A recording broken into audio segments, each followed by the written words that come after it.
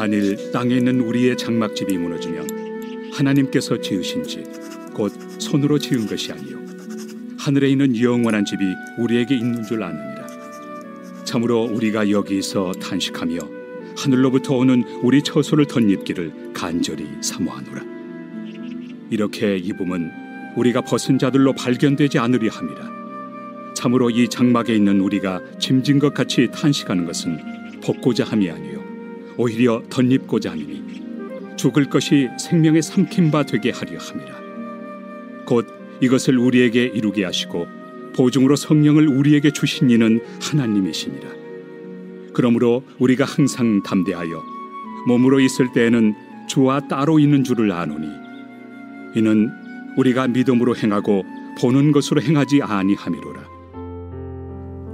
샬롬. 11월 24일 인생의 장막집이 무너지면 인디언 마을의 부족장이 후계자를 뽑기 위해 청년들을 불러 모았습니다. 그러고는 산에 올라가서 가장 아름다운 꽃을 찾아 해가 지기 전까지 가져오라고 명령했습니다. 오후가 되자 하나 둘씩 아름다운 꽃을 꺾어 왔습니다.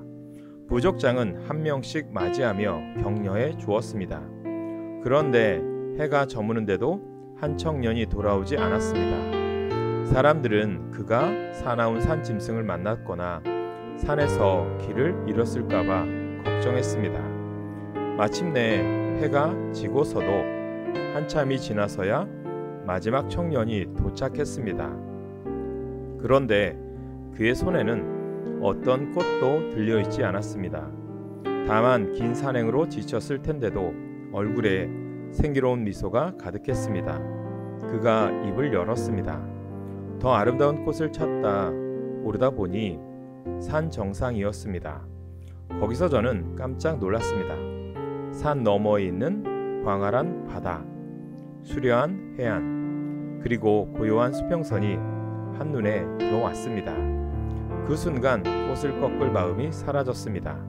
꽃보다 더 아름다운 꽃을 보았기 때문입니다. 청년의 말에 부족장은 흐뭇한 표정을 짓더니 오늘부터 이 청년이 너희의 리더다 라고 선언했습니다.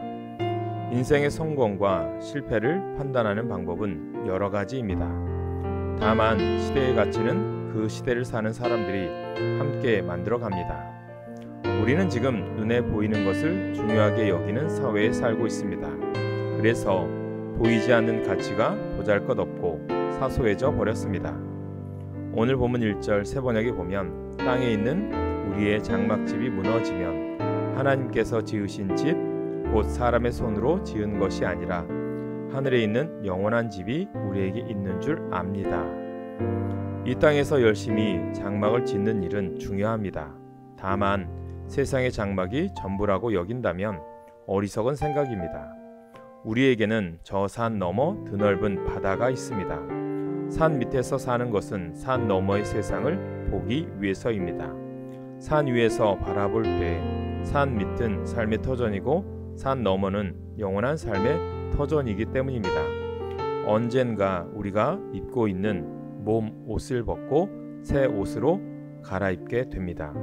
소멸하는 세상의 가치 너머에 영원한 가치가 있음을 깨닫고 그 영원을 꿈꾸시기를 간절히 소망합니다. 오늘의 기도 제목입니다. 천국의 삶을 사모하며 살게 하옵소서. 순교자의 신앙을 본받게 하옵소서. 우리 교회 주님의 동역자와 일꾼을 보내주옵소서. 전도 대상자들을 위해서 중보기도 하게 하소서. 기도하겠습니다. 우리에게 영원한 생명을 약속해 주신 하나님, 눈에 보이는 가치에 매달려 하나님 나라를 잃지 않게 하옵소서. 세상의 가치에 매달려 살지 않게 하옵소서. 하나님 나라를 위해 나의 장막을 짓고 나의 삶을 살아가게 하옵소서. 예수님의 이름으로 기도합니다.